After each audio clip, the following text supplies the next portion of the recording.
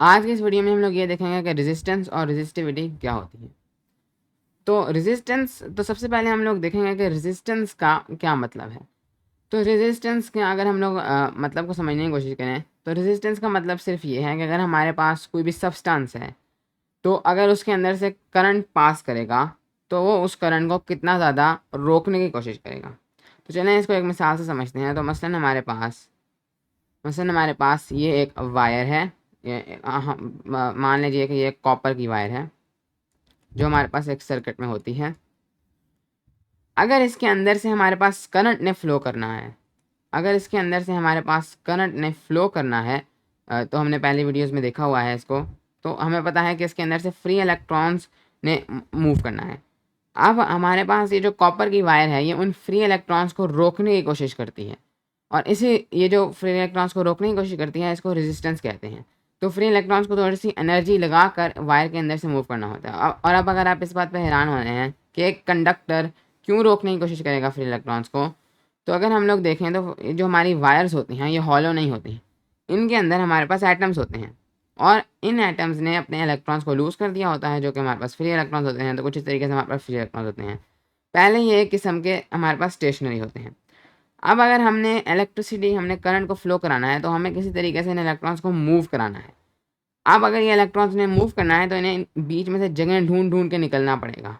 तो एक किस्म की उनको रेजिस्टेंस मिल रही है इन एटम से, उन्हें जगह ढूंढ ढूंढ के निकलना पड़ेगा। तो बनिस्बत कम है इंसुलेटर्स के, लेकिन फिर भी रेजिस्टेंस हल्की फुल्की है।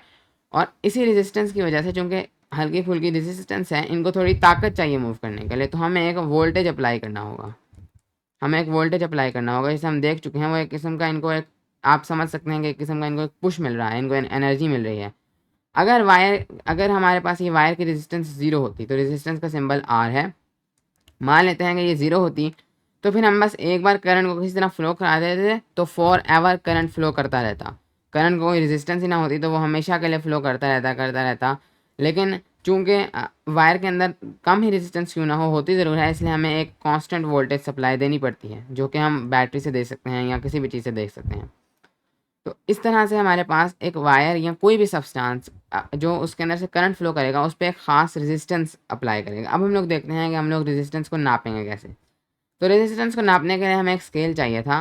तो एक ज़माने में एक साइंसदान था जिसका नाम था ओहम। ओहम जब अपने एक्सपेरिमेंट कर रहा था तो उसने ये चीज़ नोट की कि कोई भी करंट जब फ्लो करता है तो उसको एक रेजिस्टेंस मिलती है। तो उसने इस रेजिस्टेंस को नापने का एक तरीका बनाया। उसने कहा कि देखो, रेजिस्टेंस को ना इस तरीके से हम लोग नाप लेते हैं कि अगर किसी वायर में रेजिस्टेंस है या किसी सब्सटेंस में रेजिस्टेंस है तो करंट के फ्लो के लिए हमें वोल्टेज चाहिए। अगर तो रेजिस्टेंस ना होती तो करंट वोल्टेज के बगैर भी फ्लो कर सकता था। तो हमें फी करंट यानी कि पर यूनिट करंट हमें कितना वोल्टेज चाहिए, हम लोग इसको रेजिस्टेंस कह लेते हैं, क्योंकि जितनी रेजिस्टेंस ज़्यादा होगी उतना ही ये वोल्टेज ज़्यादा होगा। तो हम इस तरीके से रेजिस्टेंस को नाप सकते हैं। तो उसने कहा कि मसलन अगर ये जो वायर है इसके अंदर से अगर हमारे पास करंट फ्लो करता है, करंट हमारे पास फ्लो करता है इस वायर के अंदर से 3 एम्स का, यानी कि 3 कूलम्स ऑफ चार्ज पर सेकेंड इस वायर के अंदर से मूव कर रहा है। लेकिन ये तभी होगा जब हम वोल्टेज अप्लाई करते हैं मसलन 5 वोल्ट्स का। ये एग्जैक्ट वैल्यूज़ नहीं है, ये बस एक अजम्पशन है। तो इसका मतलब है कि हमारे पास यहाँ पर कुछ ना कुछ रेजिस्टेंस है। अब हमें अगर तो रेजिस्टेंस ना होती तो हम ये वोल्टेज अप्लाई ना भी करते, बस एक बार इनिशियल वोल्टेज दे देते तो ये करंट हमेशा के लिए फ्लो होता रहता है। लेकिन हमें वोल्टेज सप्लाई देनी पड़ रही है, इसका मतलब है इसकी कोई रेजिस्टेंस है। तो हम लोग इस रेजिस्टेंस को इस तरह नाप लेते हैं कि पर एम्प जो है 1 एम्प के लिए हमें कितना वोल्टेज देना पड़ा है, हम इसको रेजिस्टेंस कह लेते हैं। तो हम लोग रेजिस्टेंस कह लेते हैं कि अगर हमारे पास ये 3 एम्प्स का करंट है, अब हम इसको डिवाइड कर देते हैं 5 वोल्ट से।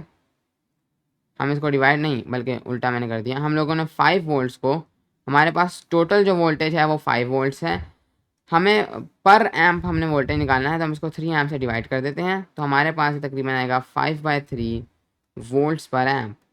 तो हम कहते हैं कि हमें पर एम्पियर, अगर हमें इस वायर के अंदर से 1 एम्पियर का करंट फ्लो कराना है तो हमें 5/3 वोल्ट्स देने होंगे। हम इसको रेजिस्टेंस कह लेते हैं। अब एक और वायर है जिसकी रेजिस्टेंस ज़्यादा होती तो ज़ाहिर है उसका ये जो करंट है ये कम होता, मसलन 2 होता, तो उसके मुकाबले में रेजिस्टेंस 5/2 ज़्यादा है तो वो बढ़ जाती। तो ये ओहम ने ये स्केल बनाया था रेजिस्टेंस को नापने का। तो इस तरह से हमने रेजिस्टेंस का फॉर्मूला अब डेवलप किया है कि हमारे पास अगर कोई वायर है और हमने उसकी रेजिस्टेंस नापनी है, तो उसके अंदर नापो कि कितना वोल्टेज हमें देना पड़ रहा है और कितना करंट उसके अंदर से फ्लो कर रहा है। पर एम्प्स ऑफ करंट, जितना उसके अंदर हमें पर एम्प करंट फ्लो करने के लिए हमें जितना वोल्टेज देना पड़ेगा, हम इसको रेजिस्टेंस कह देते हैं, क्योंकि ये एक अच्छा तरीका है रेजिस्टेंस को नापने का। जितनी ज़्यादा रेजिस्टेंस होगी हमें उतना उतना ज़्यादा वोल्टेज देना पड़ेगा। तो ये जो हमारे पास यूनिट है वोल्ट्स पर एम्प, ये हमारे पास वोल्ट्स पर एम्प, ये हमारे पास रेजिस्टेंस का यूनिट है, जिसको हम लोग ओहम भी कहते हैं, इसी साइंसदान को ऑनर करने के लिए, जिसका सिंबल हम लोग रखते हैं ओमेगा, जो ये ग्रीक सिंबल है ओमेगा। तो इस वायर की अगर हमने रेजिस्टेंस निकालनी है, तो इस वायर की रेजिस्टेंस है 5/3 ओहम्स, और ये काफ़ी ज़्यादा रेजिस्टेंस है। आमतौर पे वायर्स की इतनी ज़्यादा रेजिस्टेंस नहीं होती, लेकिन ये हमने इस स्पेसिफिक केस में वायर की रेजिस्टेंस निकाली है। आमतौर पे वायर्स की जो रेजिस्टेंस होती है, जो कि वो अच्छे कंडक्टर्स हैं, तो उनकी तकरीबन 0.045 इसके करीब जो है ओहम्स में उनकी रेजिस्टेंस होती है। इस वजह से अक्सर अजम्पशंस में हम लोग कहते हैं कि वायर की रेजिस्टेंस ज़ीरो है, जबकि ऐसा असली में नहीं होता। थोड़ी बहुत रेजिस्टेंस लाजमी होती है, लेकिन हम लोग कैलकुलेशंस को आसान बनाने के लिए अक्सर ये अज्यूम करते हैं कि वायर की रेजिस्टेंस ज़ीरो है। तो हमने देखा कि रेजिस्टेंस वो वोल्टेज है जो हमें पर एम्प्स ऑफ करंट देना होगा अपनी जो वायर है उसके अंदर से करंट को फ्लो कराने के लिए। तो अगर हम लोग अब ओहम की डेफिनेशन बनाएं, तो हम कह सकते हैं तो जो इसके ऊपर आ गया है, मैं इसको नीचे शिफ्ट करता हूँ।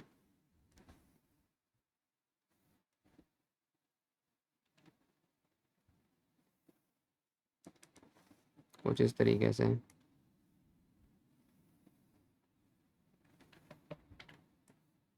तो ये 1 ओहम की डेफिनेशन है।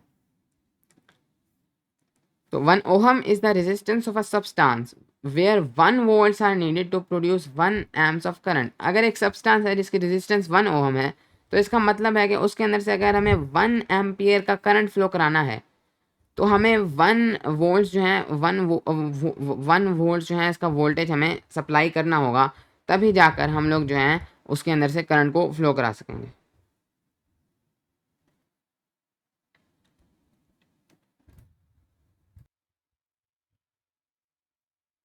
तो एनीवेज ये हमारे पास जो है रेजिस्टेंस का कॉन्सेप्ट है।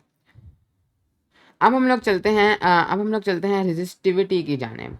अब रेजिस्टिविटी को दूसरे अल्फाज में हम लोग स्पेसिफिक रेजिस्टेंस भी कह सकते हैं। स्पेसिफिक रेजिस्टेंस को ये भी कहा जाता है स्पेसिफिक रेजिस्टेंस।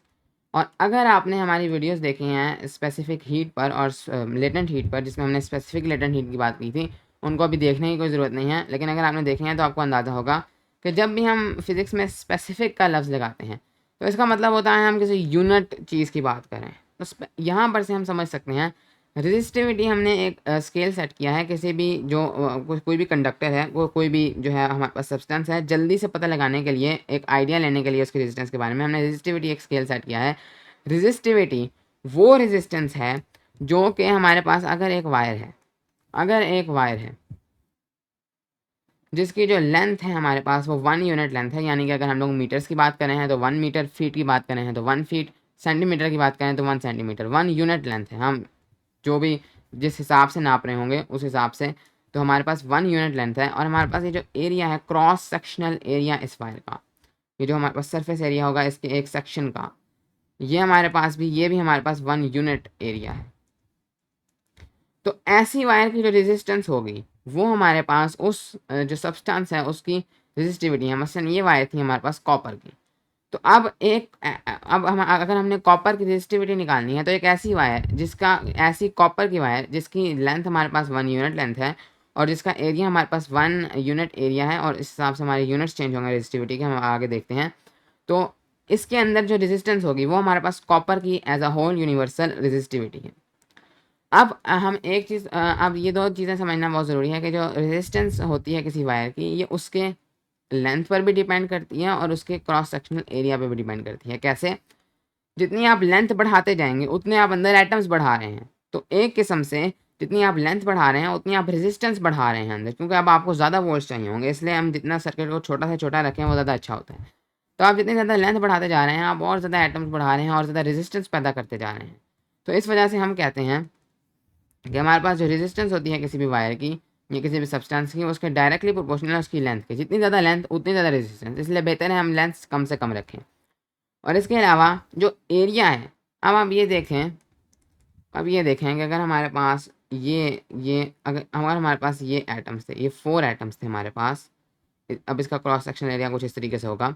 ये 4 एटम्स थे हमारे पास और यहाँ पर हमारे पास थे मसलन यहाँ पर हम यहाँ पर हमारा करंट फ्लो करना था, यहाँ पर हमारा करंट फ्लो करना था।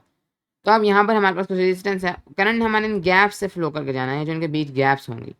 लेकिन अगर हम अपने एरिया को बढ़ा दें, हम लोग इधर ज़्यादा एटम्स ले आए, तो अब हमारे पास करंट ने तो सेम, हम तो अज्यूम कर रहे हैं करंट सेम फ्लो करेगा, सेम हम रेजिस्टेंस को हम नापने के लिए। तो यहाँ पर जो हमारे पास करंट फ्लो करेगा, हमारे पास यहाँ पर जो करंट फ्लो करेगा उसको अब ज़्यादा गैप्स मिल चुकी हैं फ्लो करने के लिए, ज़्यादा रास्ते मिल चुके हैं। तो हमारे पास रेजिस्टेंस कम हुई है। इस वजह से हम कहते हैं कि resistance is inversely proportional to the cross sectional area. जितना आप एरिया बढ़ाते जाएंगे तो उतना ज़्यादा रेजिस्टेंस कम होती जाएंगे, क्योंकि गैप्स हमारे पास ज़्यादा होती जा रही हैं फ्री इलेक्ट्रॉन्स के मोशन के लिए।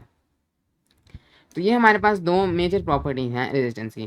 तो यहाँ पर अगर हमारे पास एक ऐसी वायर हो जिसका 1 यूनिट लेंथ हो, अगर आपको समझ नहीं आ रही यूनिट लेंथ का क्या मतलब है, तो इसका मतलब है कि हमारे पास जो रेजिस्टिविटी हम आगे भी पढ़ेंगे उसके जो यूनिट्स होंगे, उसके अंदर यूनिट्स में हमारे पास मीटर्स में है, सेंटीमीटर्स में है या फीट में है। मीटर्स में है तो 1 यूनिट लेंथ का मतलब होगा 1 मीटर्स, सेंटीमीटर्स में है तो 1 सेंटीमीटर्स, मिलीमीटर्स में है तो 1 मिलीमीटर्स, फीट में है तो 1 फीट, और उसके हिसाब से हमारे यूनिट्स चेंज होंगे। इसी तरीके से अब अगर लेंथ 1 मीटर में है तो एरिया को भी 1 मीटर स्क्वायर में होना होगा। अगर सेंटीमीटर में है तो 1 सेंटीमीटर स्क्वायर, अगर मिलीमीटर में है तो 1 मिलीमीटर स्क्वायर, अगर फीट में है तो 1 फीट स्क्वायर। तो ये हमारे इन यूनिट्स पर डिपेंड करेगा और इस हिसाब से अपनी यूनिट लेंथ को चेंज करेंगे।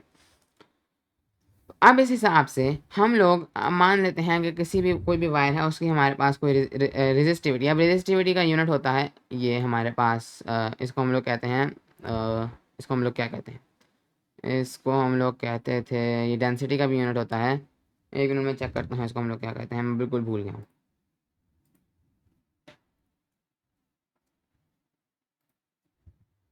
अच्छा, तो इसको हम लोग कहते हैं रो। तो ये हमारे पास रेजिस्टिविटी का यूनिट है रो। अब हम कहते हैं कि किसी वायर की हमारे पास रेजिस्टिविटी है रो। इसका मतलब है कि अगर हम उस वायर को काटें और इतना काट देंगे हमारे पास, अब ये रेजिस्टिविटी हम मान लेते हैं कि इसका जो हमारे पास यूनिट आ रहा है ना, उसके अंदर हमारे पास है मीटर्स में, वो मीटर के फॉर्मेट में है।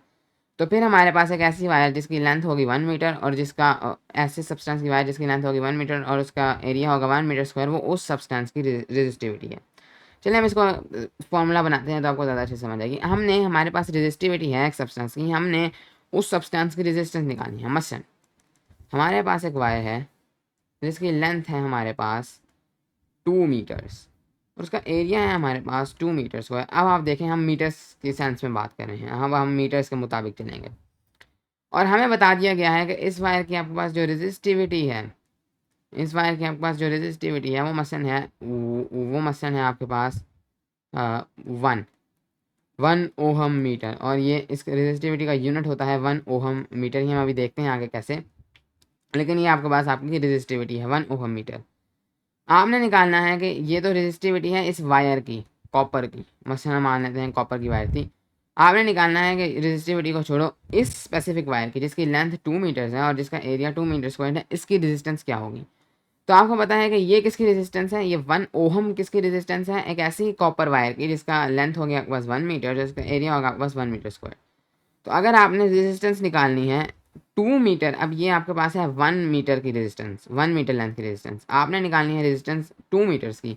तो आप इसको मल्टीप्लाई कर देंगे अपनी लेंथ से, यानी आप इसको मल्टीप्लाई कर देंगे 2 से, आप इसको मल्टीप्लाई कर देंगे 2 से, क्योंकि आपके पास ये 1 मीटर के लिए है तो आप इसको एज अ होल 2 से मल्टीप्लाई कर देंगे ताकि आपके पास रेजिस्टेंस निकल आए। क्योंकि आपको पता है हमने पहले देखा है कि resistance is directly proportional to length, तो आप यहाँ पर इसको इस तरह मल्टीप्लाई कर सकते हैं। और फिर अब ये जो रेजिस्टिविटी है ये है 1 मीटर स्क्वायर के एरिया के लिए, आपने निकालनी है 2 मीटर स्क्वायर के एरिया के लिए। तो यहाँ पर अब आपको पता है कि resistance is inversely proportional to area, तो आप उसको डिवाइडेड बाय एरिया कर देंगे। मुझे उम्मीद है कि आपको इसकी समझ आ रही है। डिवाइडेड बाय इसको 2 कर देंगे। ये थी 1 मीटर लेंथ के लिए, आपने इसको 2 के लिए करना था तो इसको मल्टीप्लाई बाय 2 करेंगे या मल्टीप्लाई बाय लेंथ कर देंगे। और ये थी 1 मीटर स्क्वायर के एरिया के लिए, आपको इसको लेके जाना था 2 मीटर स्क्वायर के एरिया के लिए, लेकिन आप इसको मल्टीप्लाई नहीं करेंगे क्योंकि इसका रिलेशन इन्वर्स है, तो आप इसको कर देंगे डिवाइड। तो ये आपने अपना फॉर्मूला बना लिया, एक जनरल फार्मूला है। अगर आपने किसी भी वायर की रेजिस्टेंस निकालनी है तो उसकी रेजिस्टिविटी को उसकी लेंथ से मल्टीप्लाई, रेजिस्टिविटी को उस वायर की लेंथ से मल्टीप्लाई करें, डिवाइड कर दें आप उसको एरिया से। यहाँ पर से आप रेजिस्टिविटी का यूनिट भी निकाल सकते हैं। तो रेजिस्टिविटी के यूनिट अगर आपने निकालने हैं रो के, तो आप इसको लिख देंगे RAL। आपको पता है आपके पास रेजिस्टेंस के यूनिट होते हैं ohm, meter squared meter is equal to ohm meter. तो ये आपके पास यूनिट है। अब ये ओहम मीटर आपके पास तब यूनिट है जब आप बात कर रहे होंगे मीटर की। अगर आप मान लेते हैं बात कर रहे हो तो सेंटीमीटर की, तो ये आपके पास यूनिट बदल जाते हैं ओहम सेंटीमीटर्स, और उस हिसाब से आपके पास यूनिट लेंथ भी बदल जाती है। ओहम फीट हो सकते थे अगर आप फीट की बात कर रहे थे तो एनीवेज ये हमारे पास रेजिस्टेंस है, और इसको हम लोग स्पेसिफिक रेजिस्टेंस भी कहते हैं, क्योंकि ये एक एक हमारे पास यूनिट चीज़ का रेजिस्टेंस है, और उसका फ़ायदा बहुत ही ज़्यादा सिंपल है। अगर हमें रेजिस्टेंस किसी वायर की नापनी है, ये इस वायर की अगर हमें रेजिस्टेंस नापनी है, तो एक तो हमने फार्मूला, एक तो ये फार्मूला है, एक हमने पहले फार्मूला पढ़ा R is equal to V divided by I. आप कहते हैं मैं इस तरह नाप लूँगा, लेकिन मसला ये है कि हर बार आपको ये नापनी है तो आपको ये वोल्टेज और करंट कौन देगा? ये आपको इंस्ट्रूमेंट्स लगाने पड़ेंगे, वोल्ट मीटर और एम मीटर लगाना पड़ेगा, और फिर आप जाके उस पर रीडिंग्स लेंगे, फिर आप जाकर रेजिस्टेंस निकालेंगे।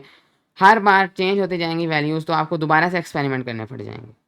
जबकि इसका एक बहुत सिंपल हल ये है कि आप सिर्फ एक एक्सपेरिमेंट करें 1 यूनिट लेंथ और 1 यूनिट एरिया के लिए, और आप फिर एक बार आपने उसकी रेजिस्टिविटी निकाल ली, उसको आप लिख लें अपने पास, और फिर जब भी आपके पास वायर चेंज हो तो आप इस फॉर्मूले को लगाएं। रेजिस्टिविटी आपको पता होगी, लेंथ और एरिया निकालना कैलकुलेट करना तो वो पहले आपके पास होगा, उसको आप लगाएंगे, आपके पास जो है वो उस सब्सटेंस रेजिस्टेंस निकल आएगी, बजाय इसके कि आप हर बार एक्सपेरिमेंट करते हैं। तो ये हमारे पास जो है रेजिस्टिविटी का कॉन्सेप्ट है। तो अगर हम लोग अब रेजिस्टिविटी को डिफाइन करें, तो यहाँ पर ये भी इसके ऊपर आ गया, मैं इसको भी नीचे लेके जाता हूँ।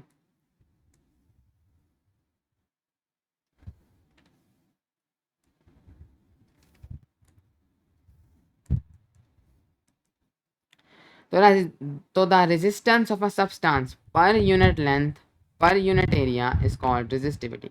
एक सब्सटेंस की resistance per unit length per unit area में उसको हम लोग रेजिस्टिविटी कहेंगे, जिसका यूनिट हमारे जिसका सिंबल हमारे पास रो है, और यूनिट है हमारे पास ओहम। और आगे आपके पास ओहम मीटर होगा, अगर आप मीटर की बात करें हैं, सेंटीमीटर होगा जिसकी आप बात करें हैं, लेकिन ऐसा यूनिट ओहम मीटर है, क्योंकि मीटर एक ऐसा यूनिट है। तो ये हमारे पास साइंसदानों ने पहले एक्सपेरिमेंट किए हैं, और अब उन्होंने इनको नेट पे चढ़ा दिया है। ये हमारे पास रेजिस्टिविटी की वैल्यूज़ हैं सब्सटेंसेस की, डिफरेंट सब्सटेंसेस की, ये हमारे पास रेजिस्टिविटी की वैल्यूज़ हैं।